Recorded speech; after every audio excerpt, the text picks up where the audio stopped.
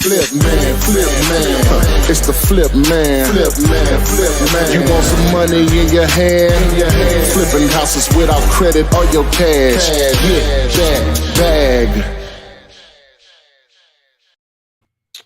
Boom, we are live for show number 144.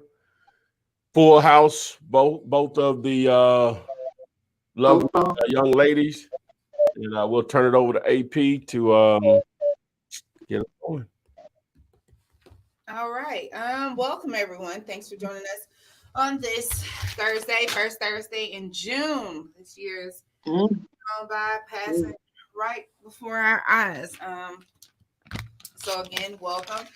This is the place where you can come and ask questions in regards to wholesaling real estate with little to no cash or credit. You ask the questions, I'll read the questions, and Ty and Renikia will answer them. It's that simple, guys. We are live across Instagram, YouTube, Facebook, Periscope, TikTok. So make sure you join us. You still have a moment to tag a friend, tell someone to log in and join. But without anything else, we're just going to go ahead and get this thing crack-a-lack. And I do like to go through and say hello to some people. So Rick Pina, thank you for joining. Jermaine Grinder, Montreal. Deborah Brolick, Angel Hart, Eva Brock, Mr. Moore, Kenneth Kellen Rail reporting and tuned in live from TikTok and it looks like YouTube. Chris J. Lee, and so thank you all. Antoine, I see you too. As Montreal P says, be sure to hit that thumbs up while you're here. Let us know that you appreciate this content. Renikia, how you doing? I'm doing good. I'm doing pretty good. Just kind of taking in the historical times of today and just really, capitalizing on the opportunity to really pivot and really begin to build wealth in our families. So I'm super excited about this time. It's bittersweet, but it's definitely a part of time for us to get this type of information and really begin to build those family legacies. So. All right, there you have it, guys. So let's see here. Anna Caris from TikTok. I see you. Welcome, guys, there. Bobby 2J, I see you on there as well. Grind for your spot. Sarah and Shutters on Instagram. So let's just go ahead and get it started. On TikTok, we have, can you please tell us the best formula to estimate repairs?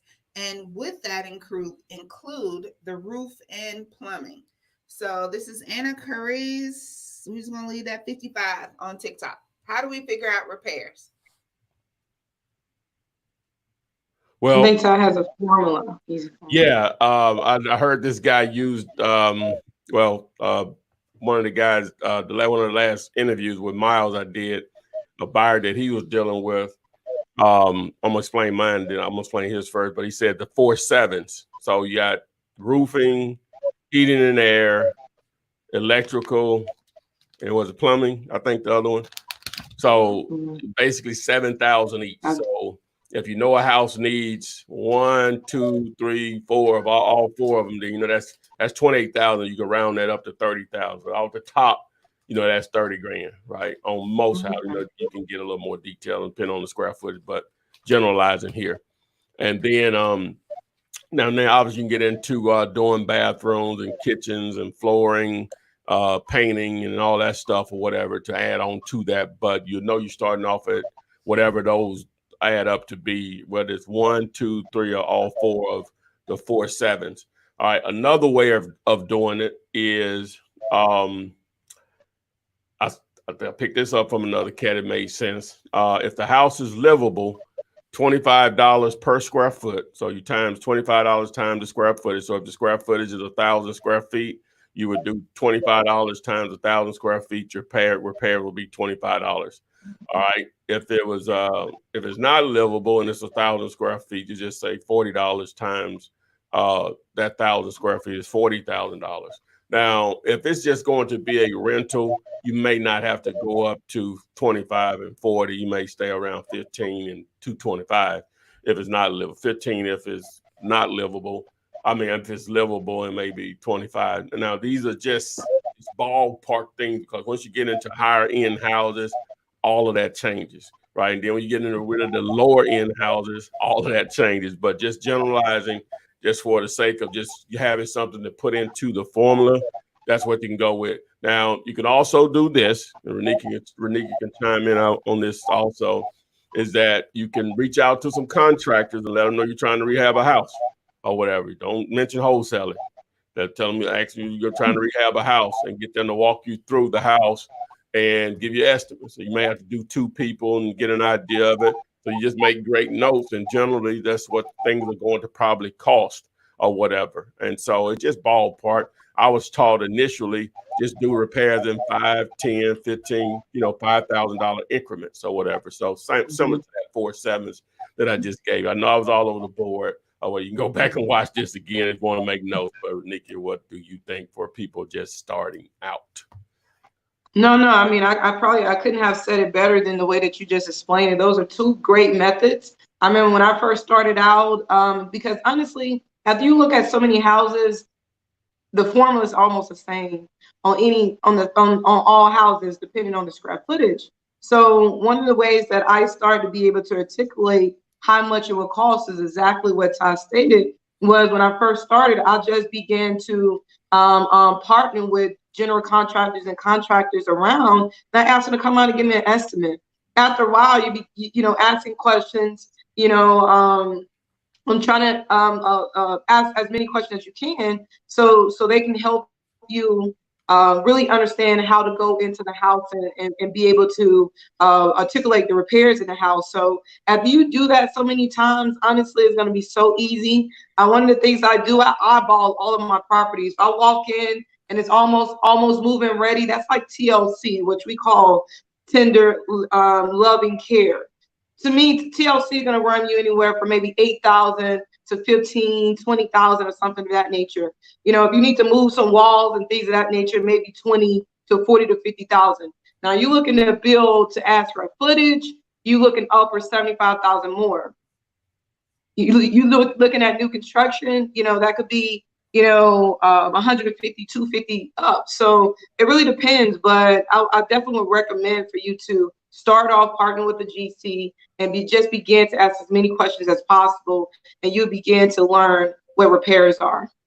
All right, so our next question is going to be Craig Thomas joining us from Facebook. And many of you joining us, if this is your first time, Craig's wife has a question. He says, hey guys, I have my wife here with me, and she's a non-believer with the flipping process.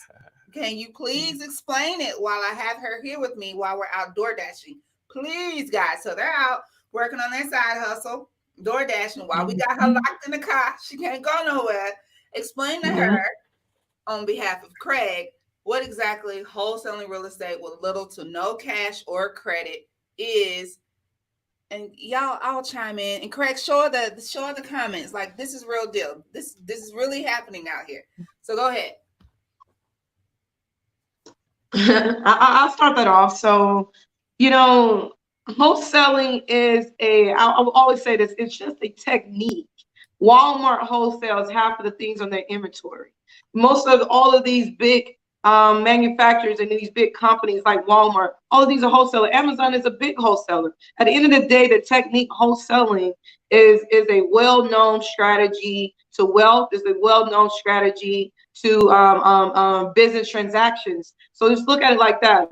But what we do is we go out there and we find properties that we put under contract, and then we go out there and find an end buyer who will buy it for higher than our contract price. So very legal transactions, a very legal process and strategy, a very lucrative strategy to be able to, to me, a really easy entry level into flipping real estate. And eventually you will begin to know where properties are hot, why some properties move faster than others, why, some areas are better than others. And then you can begin to expand your real estate portfolio from flipping and buying and holding and things of that nature.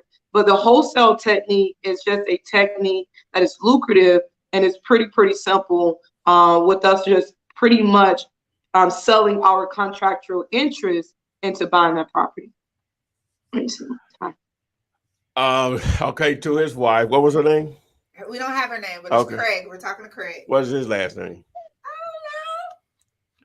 don't know. Just Craig. Okay. Miss Craig's wife. Right. He didn't give you a name. All right. Like right now, you all are outdoor dashing. What is that? That's one of the food delivery Like things. Uber Eats, Okay. All right. Yeah. Okay. You all pull up to a property. I mean, to deliver some food to someone, and bam, you see a house next door to it that's vacant. Okay. So you would write that address down. All right. What you would then do is go to your county website. Renique, you got your headphones on? Renique. Oh yeah, I'm about to. All right. You would write that address down. You would then go to your county website, right? That's normally free. Sometimes they're not that user friendly, but you would see who the owner of that property is. All right. Okay. It'll have that owner. It will have their name. It'll have their mailing address.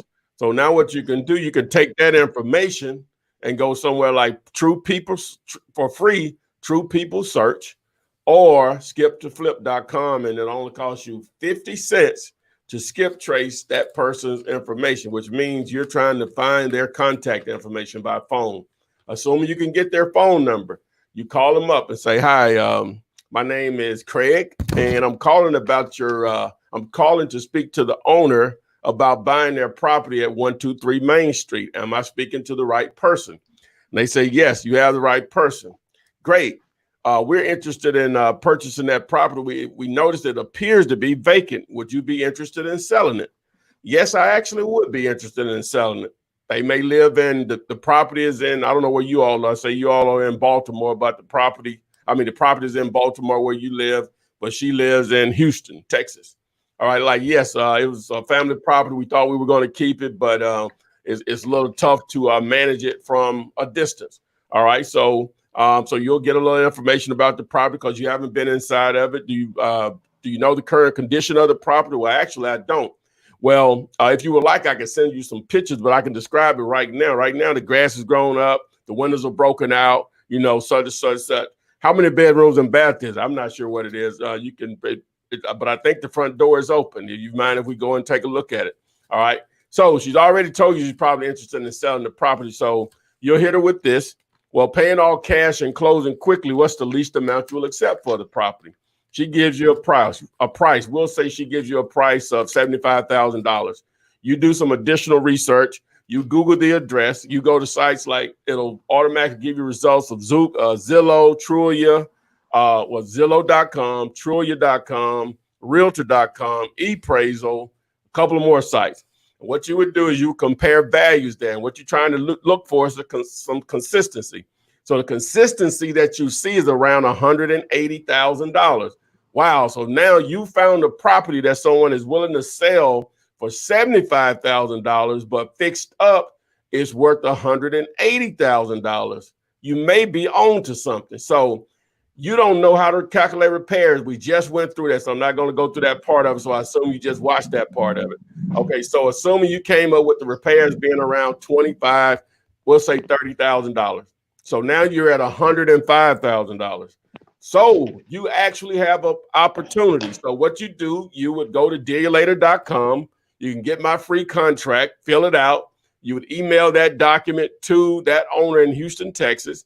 They sign it. So now you have something armed that you can market this deal on Facebook Marketplace, Facebook groups, Craigslist. You can go to Google and do a search for Sell My House Fast Baltimore. Call everybody on those first two pages.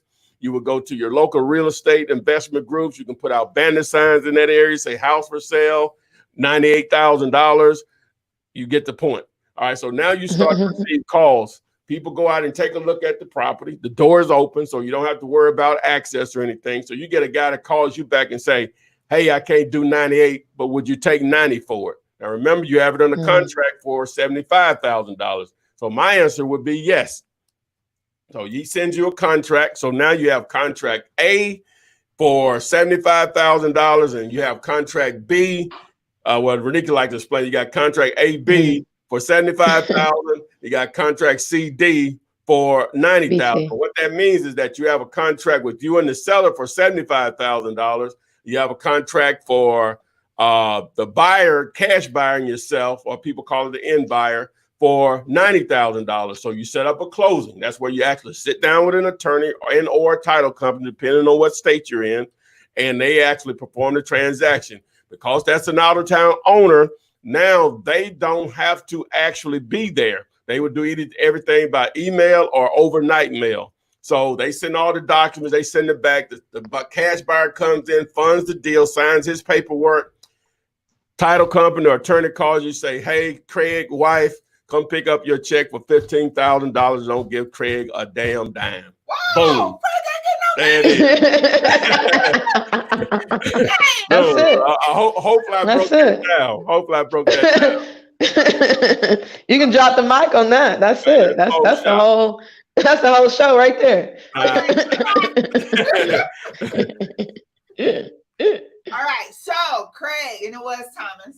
Craig Thomas, I hope that explained to her the process. To those of you just now joining, I saw someone, I know the last name was Payne, said, what is this? We're asking, like, how do I get started? Oh my gosh, if that was not like the beginning to the end scenario, I mean, hiccups possibly, but if everything went smooth, that's it. That's what you're doing every day, all day, over and over and over and over again. 15 grand plus 20 grand plus 10 grand plus 1,000 plus 10,000 plus a little bit here and there, and you stack. That's it. That is it. That's it. Now, I see a question, that contract you're talking about. He mentioned for you guys to go to dealulator.com. Dealulator.com, that one-page contract that he's been using since the beginning of his wholesale career, is available to you. It's available. I know y'all going to have questions about that scenario. He mentioned, as Renikia loves to put it, is the A to B, B to C. You're B. You're the boss. You're the common link. A is the seller. You're B. B is you. C is the buyer. You're the common link between those two contracts, A to B, B to C. Now, someone's asking, what's the difference between an assignment and a double close? We'll get into that. But if you're really just starting, play this back at about 16 minutes in to this video. About 15. It took me 2 minutes. It took 2 minutes to talk, so maybe 15 minutes into this video. That's how wholesaling works. Now, what you don't want to do is have to keep explaining this to somebody who doesn't believe in you. Best way to make a believer out of somebody is to go get that check, okay? Once you explain this once or twice, you don't have no partner, you don't have no squad, you don't have boots on the ground, you do it yourself. Now, first place you can start, almost 500 plus videos available to you on YouTube. Free content, the free contract, the free Dealulator calculator that lets you know if you have a deal, the videos, the uploaded content daily, and we're here every Thursday. Like, what more? What more?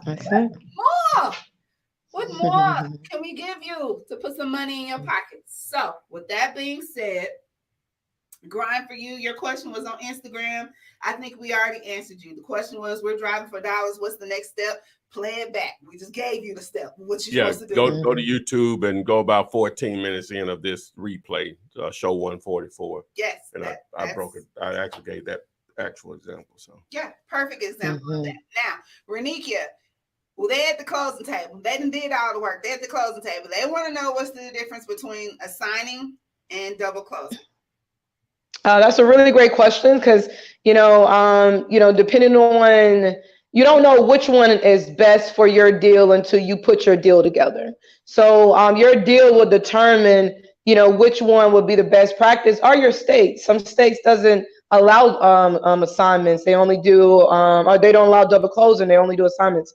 But the difference is an assignment contract, basically, it allows you, it's an assignment contract that you will put together, pretty much giving your end buyer, letting your end buyer, this contract basically states, I got this property under contract at $40,000, but I'm selling you this contract at $55,000. So it's basically tell your end buyer exactly how much money you're going to make.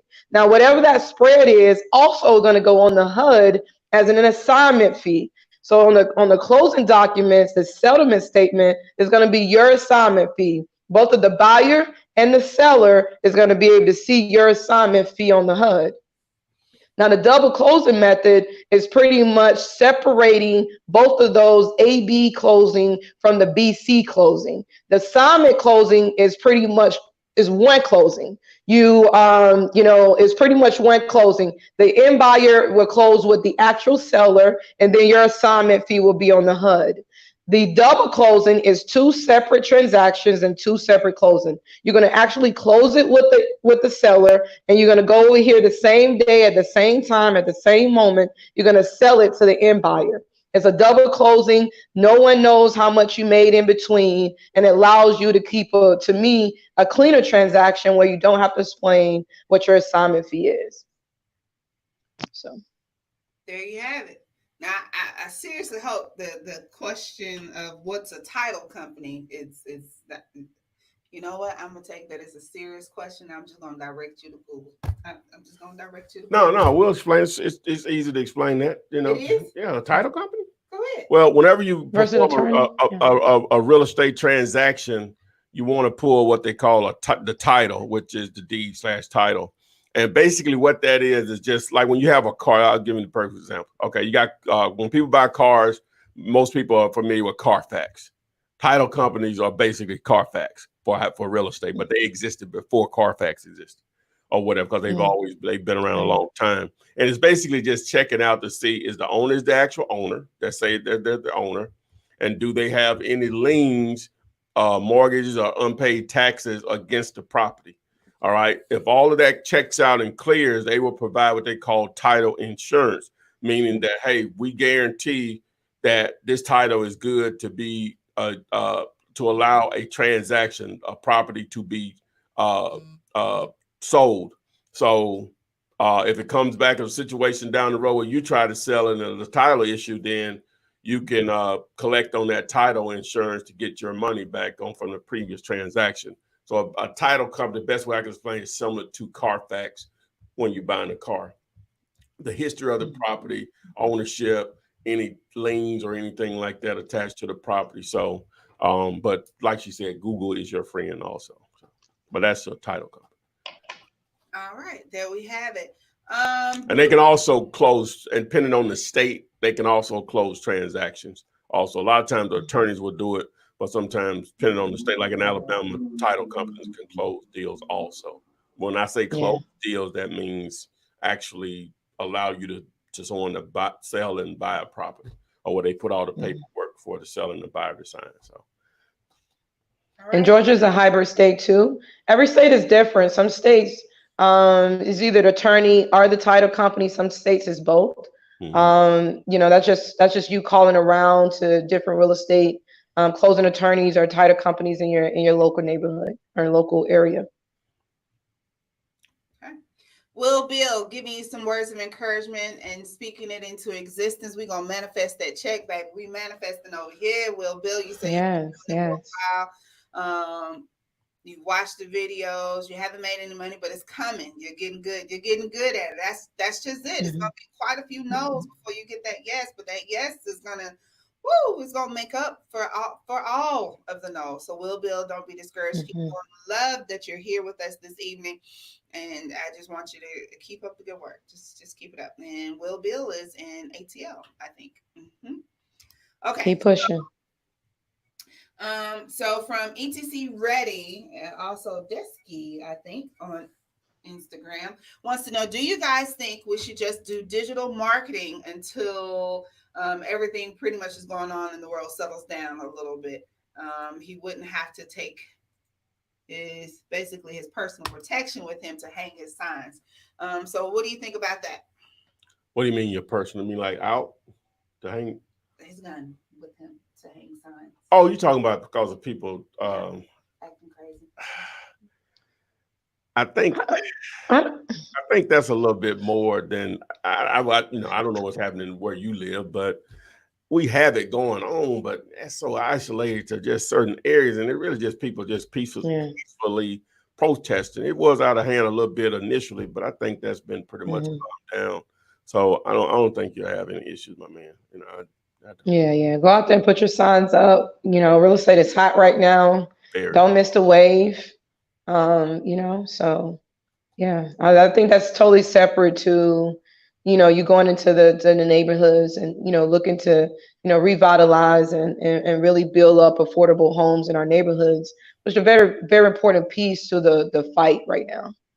So continue to fight, fight in your lane. If your lane is revitalizing these neighborhoods and putting affordable homes in there, I think that's a fight, and that's part of the fight. So we need to go harder at that, I think. Okay, so just some encouraging words there. Go ahead and get out there and still, make some moves. Make some moves. Just be mindful of where you are and what's going on. Let's see here. Going to Instagram, we have the Isaiah Navarez. I just bought my car magnet sounds. How effective have those been for you? Well, of course, people have seen my little doot. I call it bandit or whatever. But how original? What? Where you get that from? What, the car called Bandit? Yeah. I came up with that myself. Really? Yes. Okay. Yeah. What ain't nothing, what bandit sign, so. bandit car, But bandit. Yeah, it hasn't produced a deal for me. But now magnets and what I have going on is obviously totally different. But with magnets, I'm always going to decide on doing something. But most people buy magnets and they put them on the side of their cars or whatever. In my opinion, you need to focus on signage or messaging in the rear of your car. Side's okay, but the rear should be first, because on the sides, if someone's moving at 50, it can be moving at 30 miles an hour and they can't read your message. But if they're in the rear of your vehicle, they can move at 85 miles per hour and they can read your message. So you really want to focus on the rear of your vehicle, whether you can do magnets. All vehicles are not created equal as far as being able to put magnets or whatever, depending on what kind of vehicle you have. But the window in most cases is gained, and it's called window perf. Now some people say, well, I don't want that on my car. That's fine, whatever, I when I first got into it, I had the second car, I had a Mazda Millennia, I think, and I had the whole back window with "We Buy Houses" on it, on the window perf. And give it was paying. If I wanted to buy 7 more Mazda Millennials back then, it was gonna pay for it. You know what I'm saying? So that's gonna have to be a business decision you have to make or whatever. So, but yeah, I'm gonna always side on doing something, but it just may be a little bit more efficient way of doing it or whatever. But to answer your question, I can't account for that car producing a deal for me, but the way I have it wrapped right now, but what it does do is that it automatically breaks the ice when I show up with people, right? I don't care who they are, it just automatically, he means business or whatever. Now, I might not get the deal, but he means business or whatever. So if it hasn't done anything, it's done, I can just tell the difference or whatever. So okay. So erring on the side of but I get calls from it. I can't account a deal from it yet. So that's the only thing you do is try to generate leads. It'll pay for us. I overpaid $2,800 for it. I found out later I could have paid $1,200 for it or whatever. I think car marketing is good. I mean, I done took a number of pictures with my phone with marketing on the side of people's cars, and I think it's good marketing. It's a lot of other marketing that is very lucrative in the real estate business, and but something is better than nothing. And moving, me personally always wanted one of those moving marketing billboards, because just the amount of not traffic that moving billboard will meet on a daily basis is almost like, if your marketing is powerful enough, it should be lucrative and bringing leads. But okay, make sure there's a call to action. I don't know what it is, but to me, if your marketing is right, people should be taking out your numbers. People should be taking pictures of your car if you really put the right marketing on your car. Okay. Did you later PropStream drop the app? Not yet. Huh? Not yet. Not yet? Okay. Not yet. Someone asked about it. Not yet. Okay. So trust me, you'll know it.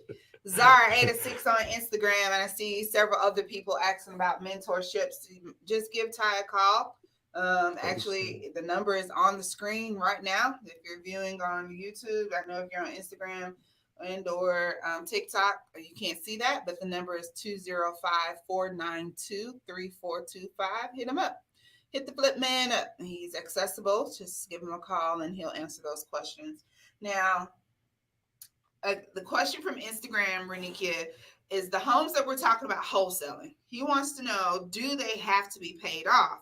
Does the owner have to have a deed? And I think just needing to answer that for people as well. Like, these homes don't have to be paid off. Like, they have to be paid off at the end of your transaction. But in order for you to wholesale them, they don't have to be paid off.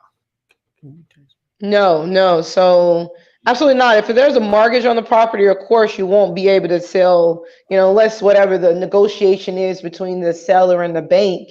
But 9 times out of 10, without someone paying that difference, you won't be able to wholesale lesser than that mortgage unless somebody is paying that difference. But absolutely, if there's a mortgage on there, you can find an end buyer who will pay it higher than what that mortgage is. Absolutely. If there is a mortgage on there and it's high, it may be upside down. So your suggestion to the homeowner may be this is a pre-foreclosure. The property's upside down. Let's go into foreclosure and allow us to pick it up via foreclosure. Or it could be a subject to scenario. So it really varies when there is a mortgage on the property, the different scenarios that you can do to really take that property down. Yeah, what she said. But yeah, you can. A mortgage doesn't prevent a deal from going through if the numbers work. And what we mean by the numbers work is, just give you an example, the ARV on the house is $150,000, and the number you need to work is $60,000. If that mortgage is less than that $60,000, and the seller is willing to take that, say they owe 40. So the seller will walk away with 20,000 instead of 60,000, because that mortgage will be paid off at closing and they get the difference or whatever. Now, the situation, that same scenario, $150,000 and the number that you need to work is 60,000, but they owe 90,000. Then now they're $30,000 away from where you need to be. The only way that will work is they bring $30,000 to the table, which is not going to happen. You have a better chance of winning the Georgia lottery and a lot of other lotteries at the same time. Or you can probably offer some owner financing, like she said, subject to, and what that means, subject to existing financing. And basically what that means is that they're just saying, hey, you could take the house, the financing will remain in their name, the mortgage has still been in their name, but they deed you over the property. Or you can do like a lease purchase. That's an option also. So those are some forms of owner financing where you can still take a form of possession over the property, and then you may just wholesale out the terms, or you may keep the property yourself and cash flow, hopefully the property, based on what the monthly payment is and what you can rent it for, or do a wrap around mortgage or something. So maybe a little Greek there, but research, Google all those terms. Research. Gotcha. Smoke God on Instagram says, I found a couple of houses today, but they're fixer-uppers. That's okay. Great. That's okay. Oh, perfect. No Price. What you want? Yeah, price needs to be relative to the condition and the location, the condition and ARV, or whatever. That's a good video you can look up to give you an idea of what your ballpark price should be. Is Free Deal Calculator and Flip Man, or just Calculator and Flip Man, and that video will sort of give you the right tools and understanding on how you can determine if you have a deal or not. Those numbers not set in stone. It's more to keep you from wasting time than anything, but it does help you with potential offers or whatever. So hopefully that video will make sense. Just look it up. Just Calculator and Flip Man, Free Calculator and Flip Man, or whatever. So okay. Next. Marmar the Great on Instagram says, I'm a new follower. Well, welcome. Welcome to the Flippinar, and I hope you get some good information here. Join us every week on Thursdays and watch those videos. Welcome, Your Majesty. And Feed West on TikTok says, hello. Hey, how you doing? What's happening? Meeks wants to know, when both contracts are completed and the end buyer wants to go with his escrow company, do you then just give him both contracts, or how can you maneuver that? So do we ever want to give the buyer both of our contracts? Well, you won't really get them both contracts. You got to submit it over to whoever's going to close it or whatever. So he'll find that. Don't matter. But to answer the question, you're not really sending them to him. You're sending them to whoever's going to close the deal or whatever. Because somebody's just not going to use who you want to use or whatever. That's going to happen. But you just make it work. They want the doggone house. You know, they know you ain't in it. You're in it to make money or whatever. It'll work. But to answer your question, you don't per se send the contract to them. You're sending it to whoever's going to close the deal, whether that's your people or his people. And I include what I call a closing detail sheet to break down who's the seller, who's the buyer, the actual sales price, what assignment fee is being paid to who pays the closing cost, or what, obviously the address of the property and so on. So. Yeah. And also, you know, that's a really great question because, you know, you always want to try to control the closing as much as possible.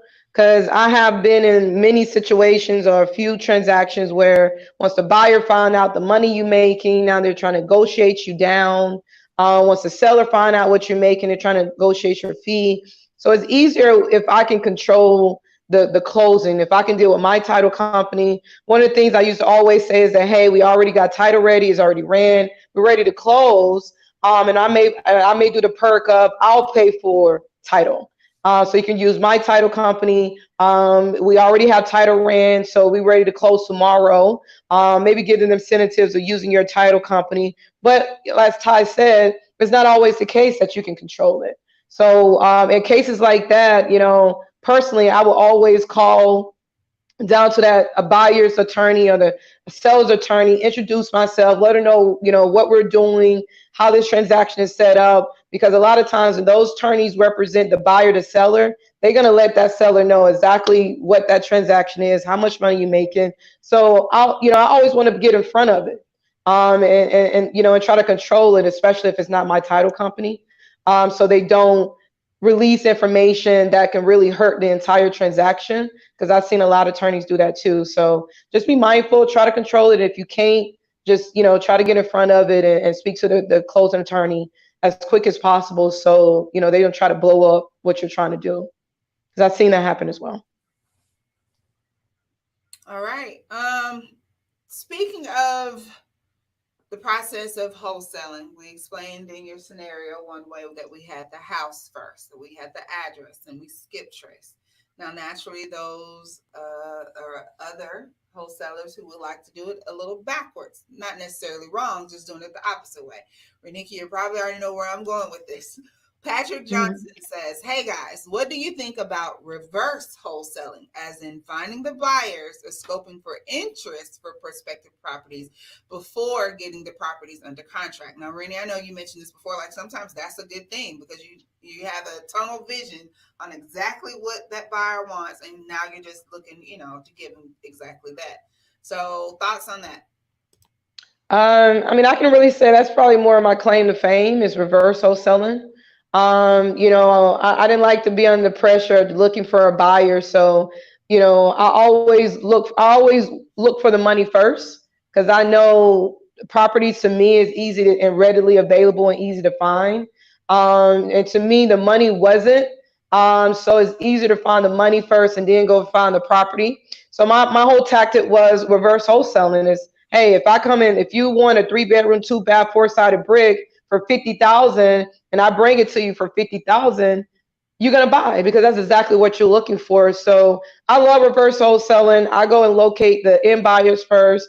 I locate the money first, and then I go out there and find properties for that end buyer. Now, in the midst of finding those properties, you're gonna find a whole bunch of other properties. So you always, you know, want to have the technique to be able to do it all. But I find it a lot easier to find the money first, and then go out there and find the property that the end buyer is looking for, to ensure that my deals is going to close. So I really love the reverse wholesaling technique. Okay. I have a question, and it's regards to goodness, I've lost it. But it was a subscriber who said she's done quite a few wholesaling deals, but hasn't ever ran across where she had to pay an HOA fee at the title company of $180? She wants to know, has she been duped, or is this something that's normal? It was only 180 total. Yeah.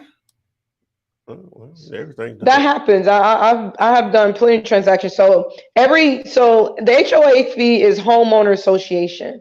Every property don't sit in a homeowner association subdivision. If you sell an apartment, not apartments, like condominiums, a lot of condominiums and condos and townhome communities, a lot of them have these HOA communities. So in order to sell that property, the HOA dues have to be up to date. So if that client or the end buyer is behind on their HOA dues, the buyer got to, get those HOA dues up to date for them to sign off on, and that's a lien. If your HOA dues are not up to date, that's a lien that has to be cleared before that end buyer can close and buy and purchase that property. So you probably bought into or sold or wholesaled a property that was in a subdivision that had the HOA community, that those dues have to be up to date upon closing. Yeah, I did find the question. It was, I've wholesaled lots of deals and have never been instructed to pay for HOA statement of accounts. And that was where the question came from. You have to, because it's like the payoff letter. If there's a mortgage on the property, you have to request a payoff letter from the lender, so the attorney knows exactly how much money to send to the lender to pay off the mortgage. So when there's a property that's in an HOA community, you have to contact the HOA community, and you have to request a HOA payoff letter. That'll let you know if there's any back dues that is there, and it has to all be paid off. It shouldn't have to pay for it, but that's the way the HOAs collect fees and collect money for these HOA communities. So they make you pay for it. So sometimes you have to pay for it, but you will always have to do this in communities that has those HOA associations. All right. Hey, Miss Elena from Pasadena, California. She says she loves the videos and now she just needs to take action. So welcome. Glad to have you here. And lovely Tasha XOXO. It's okay, you're a little late. You can always go back and play the video again. It's normally up within a few minutes after we close out this live broadcast. So you're welcome to watch it as many times as necessary to pick up any information that you might have missed. So the question is, and we used to have a list. We never did make those bandit screen to put up on the screen. We should most definitely do that. But she wanted to know, what sources do you use to look up information on vacant homes after driving for dollars, such as the websites? Now, earlier, again, about 15, 17 minutes in, we did a little scenario of exactly what wholesaling was in a nutshell. A very easy breezy small scenario, but we also mentioned skip tracing. So what are some places that you recommend from least expensive to kind of expensive websites that one could use? Well, I'll start it off with the least expensive way, and I know Ty has a few softwares to help facilitate that as well. So one of the least expensive ways is just write down the address of the property, go to the county records where the property sits, and pull up the county records. In the county records, there's always a mailing address. If that mailing address is different from that vacant property, then most likely that's the address of where the actual homeowner stays. Now, if the mailing address is the same, then you want to take the homeowner's name and skip trace that homeowner's name to try to find some type of direct contact information so you can contact that homeowner directly. And I know Ty has a skip tracing software.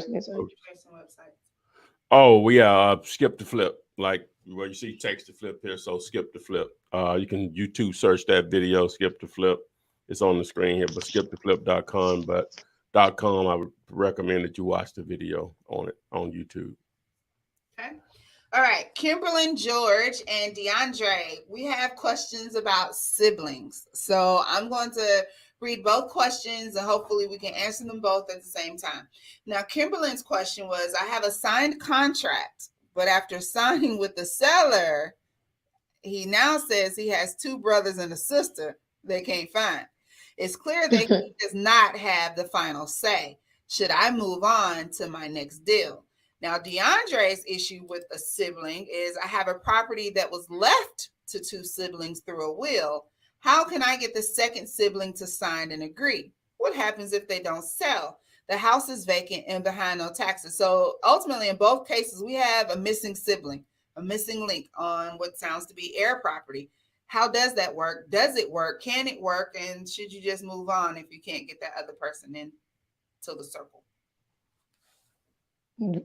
What do the property records say?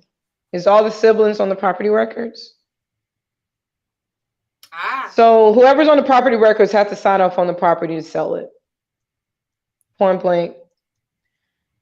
So, you know, it's dating. It's a lot of different tactics to do that, but it's really a family affair. But whoever's on the property records, if all the siblings is not on the property records, then only the people that is on the deed and on the property records have to really sign off on that property. Okay, so ultimately, but everyone must sign off on it if their name is on that deed. Okay. Well, in some situations, like if the parent deceased, it's still their name on it, so just their heirs at that point. So now you're talking about a probate situation, possibly probate, depending on the state. But here in Alabama, if all of them agree after a certain time frame, within a year for sure, they can all sign off on it without going through the probate process or whatever. So, well, I think they still have to go through a certain time frame, but what I'm saying, you don't have to go through the entire process if they all agree to sign. But if one of them doesn't agree, that's pretty much the end of it. You know what I'm saying? Yeah. Even you can look at it if it's a husband and wife situation. If one of them don't agree to sign, both of them names on the deed, that's the end of it. Yeah. Yeah. And also for the guy who stated they behind on property taxes, you can always use that as a tactic. They're going to end up not getting anything for that property. I mean, this is family wealth. This is generational wealth that your parents left to you. And how dare you just not pay your taxes and allow somebody else to come in and reap the benefit of what your parents have done. So, you know, use those taxes against them. I mean, it's very important to understand that, hey, if you don't pay your taxes and you never know when that year is, you don't know how behind that county is on foreclosing on those properties. But after the first year, they can get foreclosed on it and not receive anything off of it. So, you know, for that particular one, you know, I wouldn't put all my apples in the basket, but hey, every other week or something, reach out to them. Hey, just checking on it. We're really serious. Whatever we can do to help you facilitate this. We don't want you all to lose it by getting foreclosed on because the taxes are behind. We're willing to bring the taxes up to date, whatever it takes. You know, whatever, you know, things of that nature. But you got to get all the siblings and whoever to sign off on it. So around it. All right, there you have it. Hopefully that answered both of you guys' questions. Shaq Smith from Westside D-Town, thanks for joining us. Hey, guy, haven't seen you in a while. Mr. Fit Trucking says, I watched your videos and I did my first deal. I purchased it myself and sold it for a $4,300 profit. So way to go. Love to see checks coming in. Love to see checks coming in, team. So let's see here. Hercules. And another win-win is Super Skittles on TikTok. Last month spent $200 to make $19,500. So sounds like a good deal. That's what's up. Wow. Taste the rainbow. You can buy a couple of bags of Skittles now. Love to hear that. So if that's not motivation enough for you guys that are sitting here and who hasn't gotten started, please let it be so. Let's see here. Cheryl Branch, hey, wants to know, what does it mean when a property is a migrating sale? I don't even know that. What is I don't know. No, we have to Google I don't know that term. Also. Don't know that term. We'll go on and then I'll Google it. Okay. Yeah. Maybe it's a different terminology, but migrating sound. Google's not showing anything. So Oscar, he has record in the county where the property is located, a MOA. It will clout the title if seller wants to bypass you and sell it to someone. No, maybe that's not a question. Maybe Oscar was responding to someone else. Thank you, Oscar. For that, let's see here. I'm not where that is, but Montreal Pete. Currently working on a 2,800 square foot commercial property under contract with an ARV of 365. Should I pitch converting the cosmetics into a duplex, or should I just sell it as is? Now, I know, guys, commercial is a little different than residential. Most of what we talk about here is going to be into a residential, residential and not even multifamily homes, but just single family homes. So is this something that would be handled a little different? Yeah, I don't, yeah, you can always speculate on what you can do with it, but that's going to be in the vision of a buyer. That's one of the challenges when dealing with commercial. It's just a little different.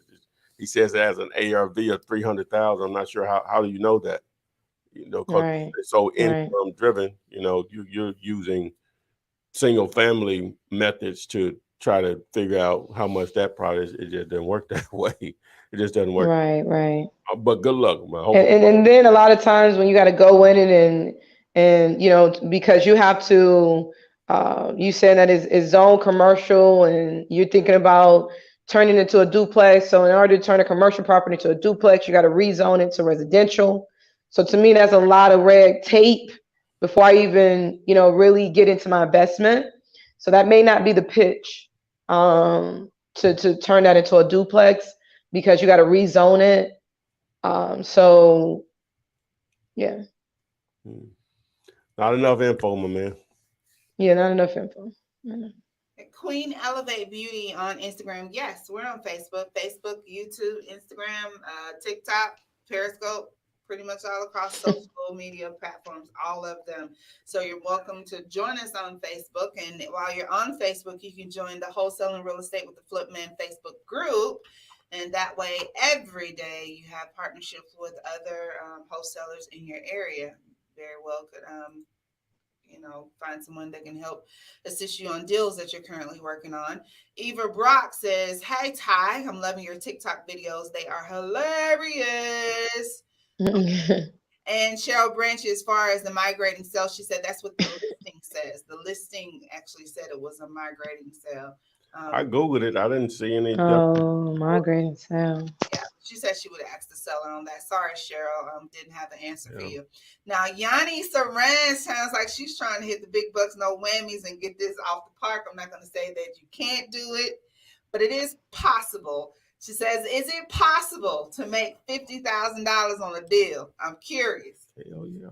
Most definitely possible. Yes. Absolutely. There's a lot of factors, a lot of rolling factors. It might depend on your area. Of course, the price of the house that you're talking about. The numbers make sense, but yeah. Done day. Absolutely. No limit. There's no cap. There's no limit. But you have to be realistic, but there's no cap you can make. If you find a $10 million property for 4, you make $1 million on it, maybe even 2 on that. Right. You know what I'm saying? Right. Or you can do 5 deals at $10,000 a pop.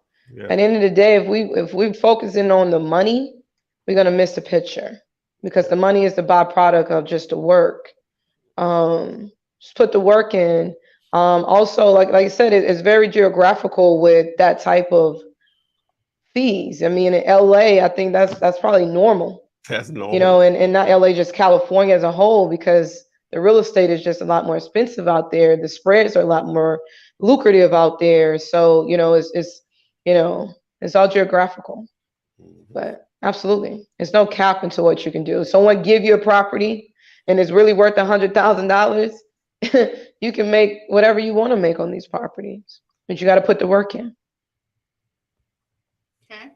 I am Jack. I currently have my first property under contract. Yay! Loving it. However, the seller was actually another wholesaler and took it upon themselves to list it on the MLS with an agent. Will this be a problem for me? She has it in the contract with the wholesaler? Yeah, she thought she had it in the contract with the seller, but it was actually another wholesaler who's now listed it. Well, it sounds like you're not dealing with a wholesaler that's on the up and up. I would just move on. you're not dealing with the direct owner. He may not even have it in the contract with the seller. You know what I'm saying? All right, that's messy. Yeah, you don't have anything there. Just move on. Right. Yeah. Follow up. I didn't know that it was another wholesaler because she initially lied and said she was the property owner instead, saying she had an assignment contract. Those are the easy ones. You know what I'm saying? When people show their character like that, those are easy not to spend. Delete their number, block it, delete it, whatever. All this technology, you can get rid of them. She said she did put an EMD down on it though. Hey, we went to a seminar, paid for a seminar. You know, so I'll try to get my money back, but or whatever. But lesson learned. Okay. Ty, you can answer this. This is from Angela Rucker. Love that photo, girls, from Facebook. What is the difference with batch leads, text to flip, and deal-you-later prop stream and sending text messages? All right. Text to flip and text to flip is a reseller of batch leads. So to go through my actual domain name / brand, you get the discount or whatever to sign up. As far as dealulator.com, I am a reseller of PropStream. Same thing. You go there, you have the 5-day free trial with the $97 a month. So that's the same and the difference. But with both of them, I brand them that way. A lot of people that they use the resellers, they'll give you like PropStream / Mr. Wholesaler or whatever. So I'm a little techie, so it just makes it easier for make people know my stuff. When they call them, they don't ask for PropStream, they ask for deal-you-later. Well, they cool with that, because they're making money from it. So or whatever. So I'm into branding. That is associated. You might not know it's associated with me or whatever. That's fine. That's cool or whatever. But I'm into branding where people something they can easily remember. I studied domains for years. And one of the things with domain names, that's the website, the www.whatever, is that you want something that people can remember, that's short, people can remember, and you want it to tell the story of what it does. Dealulator.com really doesn't. It's more like a Google or Twitter or something like that. It's just a brandable, but text to flip tells what it does, or skip to flip tells what it does, or whatever. So to answer your question, that's what that is. So. All right. Drink 39 on TikTok. Recommendations on where to get bandit signs. Dirt cheap signs. Dirtcheapsigns.com. Go to the website. Go ahead and finagle, create your sign, but do not order online. Go ahead and give them a call and mention Flipman and save you 5% off of your order. So Drake, dirtcheapsigns.com. That's the best place to go. Now, Rennie. I have been scouring for this post that was on here. Oh my gosh, I am so lost. It was in regards to full rehab, getting lending for full rehabs on properties, requirements, where to go, who does these type things, who does these lendings? I don't know. I think let me tell you guys. Okay, guys, so this is where you want to put your ear to the phone, ear to the radio, ear to the computer, wherever you're listening. We're going to take this wholesaling game to a whole nother level. So you got a little money in the bank. You've done a couple of flip deals. You got good credit, and you're going to use your credit to build a little wealth for yourself and generations to come. This beautiful lady right here is where you want to go to take your wholesaling game, your buying whole, to the next level. So, Renikia, for those new and those not so new, explain to them what your company can do for them. Awesome. Thank you all so much for that. And as always, super thankful for being a part of the Ask Flipman show. But most importantly, one of the things that we talk about is how to buy and sell real estate with absolutely no money, little to any money. And that's actually a real strategy that a lot of us use to just propel us to the next level of real estate, which is when you want to get into the fix and flipping and the buy and holding. You may want to get into commercial and things of that nature. So that's what we offer.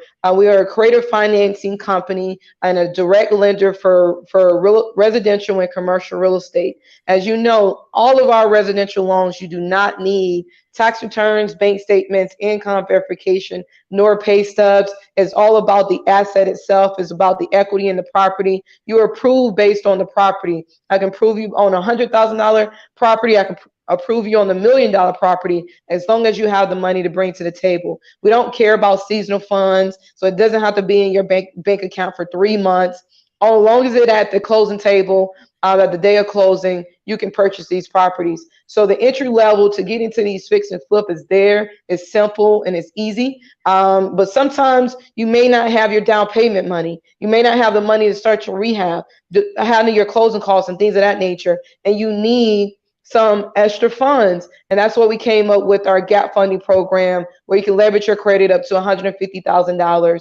So you'll be able to use this money to offset some of the expenses for your fix and flips and buying homes and things of that nature. So we want to be able to put the money and the resources behind you so you can go out there in your neighborhoods and really begin to gentrify and really make a mark in your communities and, be able to have the resources to go out there and do it. So if you do want to leverage your credit, if you're interested in any of our loan products, go to fundmynextdeal.com. I'm very internet user friendly, DM friendly. So if you're on Facebook and Instagram, or our email, you can email me and get your questions answered. But it's an easy entry level into really getting fix and flip money, buying whole money, and things of that nature. So all you need is just have these resources so you're prepared to take advantage of these opportunities in your backyard. All right, there you have it, guys. Fundmynextdeal.com. Again, that's fundmynextdeal.com.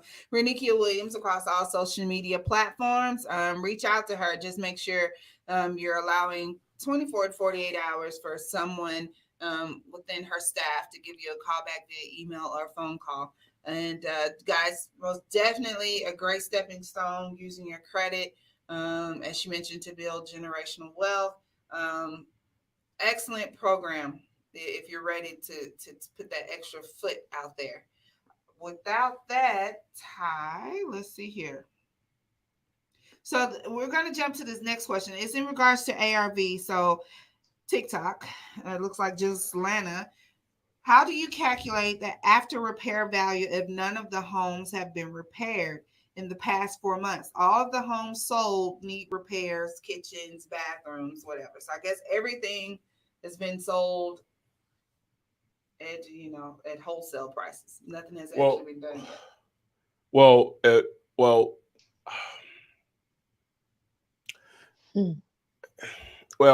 I'm gonna explain this because of a couple of ways, but like we were talking about Day Later, aka PropStream. Whenever you're doing comp stare, it tells you if it was a cash transaction or not. So a lot of times, what I'll do, especially in the lower end areas, the D, maybe C- areas, I'll just look and see I'll do this with any of them, but I'll look at what people are paying for houses in that area cash. That basically tells me I don't have to worry about an ARV. Cash buyers are only paying this. So if you see a consistency in the 40s and 50s, and you may see some 20s in there, you may see some 80s and 90s, but if you're seeing more 40s and 50s, then that's what you probably need to get your contract for less than that amount, depending on the condition of the property that you have or whatever. So, but normally that happens in areas where there's not a lot of retail sales. That may be just a strong rental area where there's not a lot of retail sales. So, but assuming that you don't have that information available to you, at the end of the day, those are still sales, right? And even if you can't tell that they're cash sales, then that's what you're going to have to go by. That's what people are, the buying sales are happening. So if there's not a lot of renovations going on, I guess that's something that seems like that's sort of rare, even in D areas, D as in dog areas, you still see the renovation, even if it's just for a rental. So, but again, you still going to go by the numbers. The numbers are the numbers. So, if that's what they're selling for, you need to get them less than that or whatever, taking into consideration the repairs. Ideally, you want to see if those are cash transactions, and it'll give you a better idea of which how you should proceed or whatever. So, if I understood the question correctly. Right. And I just want to add to that as well, because to me, that's a red flag. If I'm looking to buy into a neighborhood that has no activity, then there's a problem. Who's going to buy my retail property when I flip it out and rehab it? Who's buying these properties? There's no activity. There's a reason why this particular neighborhood, there's no activity. So to me, it's chess, not checkers. So I always want to play the end game before the begin game. So I always want to know how I'm going to exit out of this, how my end buyer is going to exit out of this. So if it is a rental area, then I know that I'm marketing not a fix and flip type of campaign. I'm marketing more of a buy and hold type of campaign. So always play the end game before the begin game, and it's going to help you to maneuver on how to best sell your property and to make maximal return. But that's a red flag to me. If there's no properties being flipped in the area, that means that probably more of a buy and hold area. So I'm approach this deal more of a buy and hold and looking for more of a buy and hold investor. Okay, Miss Deborah, I hope you can hear me read the questions now. I was kind of backing away from my mic. But Jasmine Dobbs wants to know, do you all take out taxes for your assignment fee? I had someone tell me taxes were covered on the buyer and the seller's end. That doesn't sound right, because that ain't right. Yeah. No. So I know normally on the side of taxes, we err to direct you to your, CPA, your tax. Yeah, you're running a business. You're running a business. Seek out a CPA. You're running a business. Seek out a CPA. Yeah. And if you're getting income, you got to pay taxes on your income. It's a legitimate point blank period. It's a business. And you're probably talking about property taxes. The buyer, the end buyer does pay the property taxes, but your income taxes is solely based on you paying your own income taxes. Which, in the words of Flipman Ty, that's a good problem. That's one of them good problems. That's a good problem. That means you're making money. Man, if you have to pay taxes, then that means rather pay taxes on zero or 200,000. And also understand taxes. You make 10,000, you don't pay taxes on 10,000. There's expenses that are associated with that transaction in your business. So if I write off 8,000, I'm only paying taxes on 2,000. So, seek your accountant, seek your CPA, play the tax game, lower your tax liability, write off your expenses, and it's simple.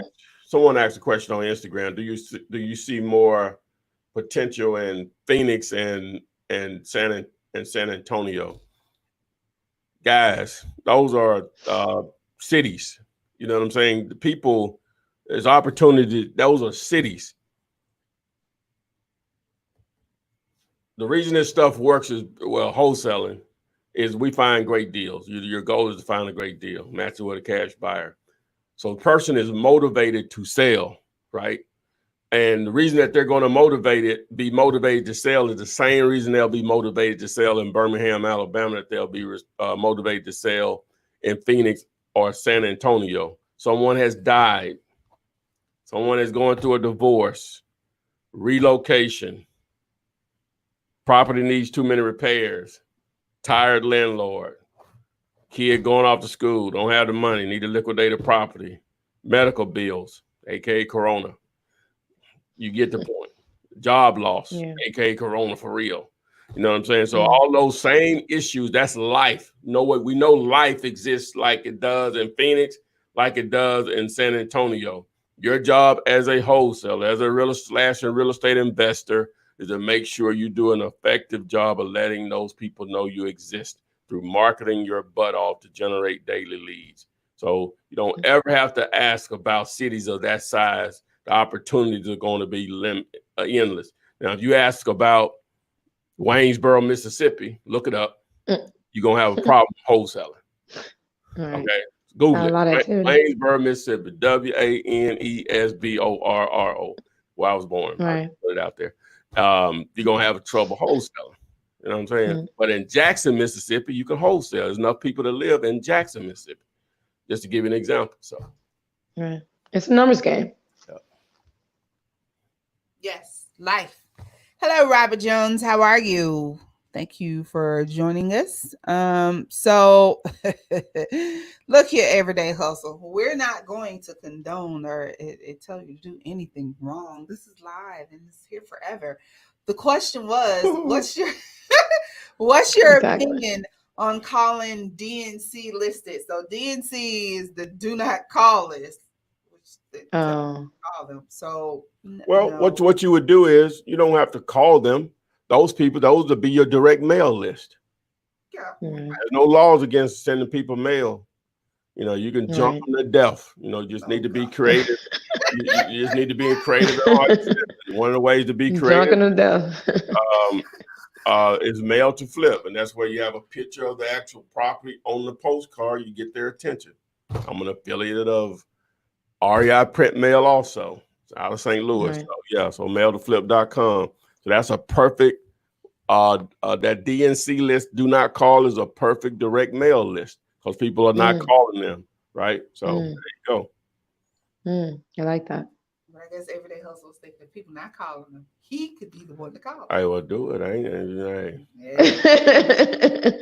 You already know, do it. Imagine trying to buy something for someone that don't want you to call them. Everyday Hustle, do it. Gator. Get Gator on it then. Hey.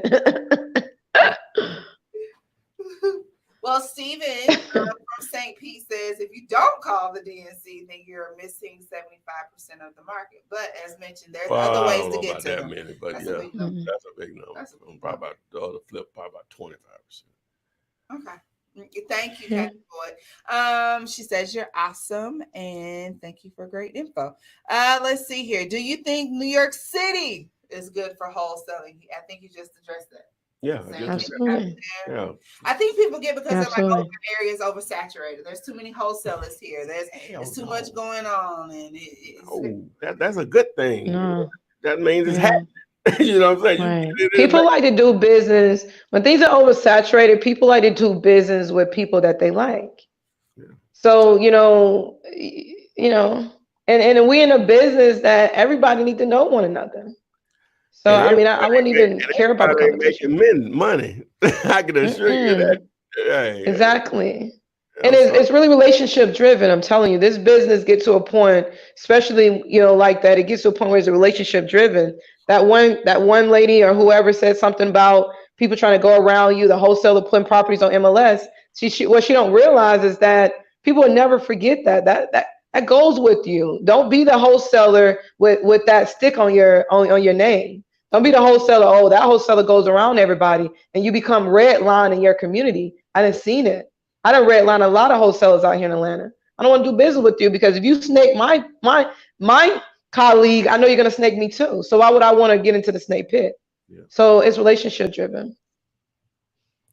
Jonathan W has our first and last is it a deal question. So he says he found a property. The ARV is 150. The seller is super motivated, but said that he wants 100. I feel comfortable that I can talk him down to 75 due to him being sick and tired of ARV? 150. Due to him being sick and tired of dealing with the property. The property needs about $20,000 in repairs, and he's currently renting it out for $850 a month. Is this a good deal? So what we've done is, for those of you who can't see, we've gone to dealulator.com, where there's a deal calculator that allows you to plug and chug your numbers to see if in fact you have a deal. This is a free calculator. This isn't an end-all catch-all. You might have to adjust some numbers, which you're able to do so. But this is basing it off of just the standard 70% investment rate. So with the ARB being 150, repairs being 20. You want to change that to 20? And it being under contract for 75, is it a deal? Yeah, it is a deal. Like it's smoking. It's pretty good. Pretty darn good deal. That's a deal. So yeah, go with that, Jonathan. Hope you can get that under contract for the 75. Now, under contract for 100 wouldn't be a deal. Not as much. Oh, not a you may want to sell it for 100. Gotcha. You said he's under contract at 75, right? Right. Yeah. He can probably sell it up to 100. Yes. All right, guys. No. Well, what was the numbers, Ty? It was like 85, 90. It was 85. Yeah, 85. Yeah. Yeah. Yeah, something like that. Maybe they squeeze another 5 out of that. Well, Shara Branch and everyone else, you're welcome for the weekly Flippinars, as we like to call them, where we're talking about flipping real estate. When we say flipping, we're not saying like flipping the property like renovating. We mean flipping as in just that, flipping them over to the next person, wholesaling. And Jules, our quote of the day is "Junk them to death." Junk them to death. Junk them. Junk them. Junk them till they respond. Scott, you have anything for our good people tonight? Oh, man. Anything to be looking forward to? Oh, yeah.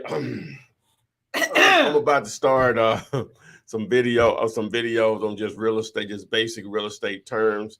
The first one is what is wholesaling. So, of course, even though I have probably 4 or 5 more videos already out there, but I'm just going to start. I'm going to try to do a weekly term, so it just build up a database. So when people search for a term, it'll just pull up or whatever. So, okay, I like that. Rennie, any motivational quotes, tidbits, guidance for anyone getting started or joining us, or you feeling a little discouraged in this here business?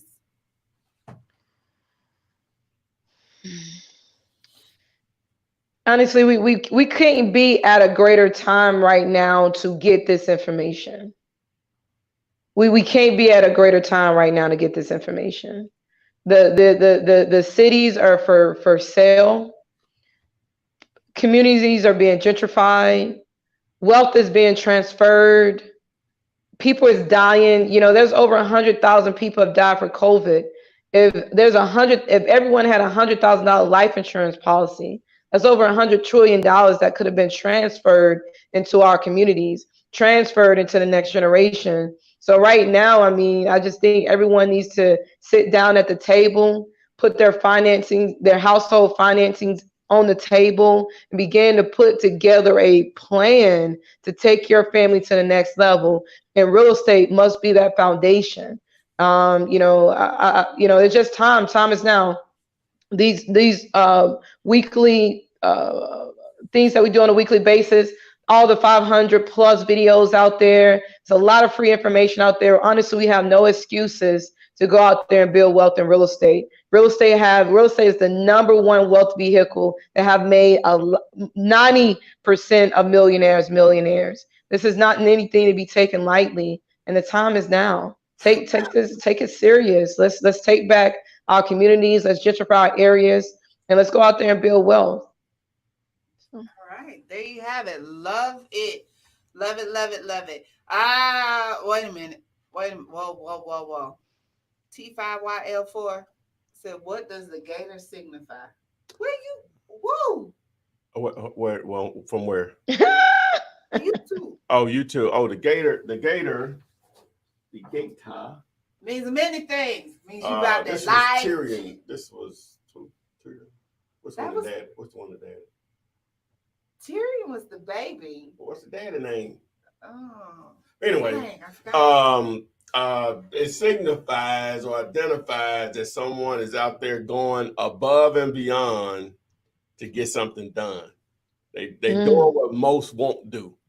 That's it, right? And 2 of the ways people get rich is doing things that most people, the masses, don't know about, or what most people are not willing to do. The second one is someone that's getting gator. It just may be just an action that you're taking that's gator. Like door knocking in my opinion, is someone that's gator or whatever. That's I'm not gonna come close to doing or whatever. So that's what the gator is about. They got gator, or they getting gator. So that's something we've been using, I guess, over a year, well, a couple of years, I guess. So that was yeah. Get gator. Yeah. So it's a season of getting gator. Oh yeah. Yeah. Oh no. He was like, I'm from Philly, so I don't know. No, it has nothing to do with like a particular place. No. You can be gator in anywhere, man. You gator wherever you are. Wherever you want to be. You can gator gang.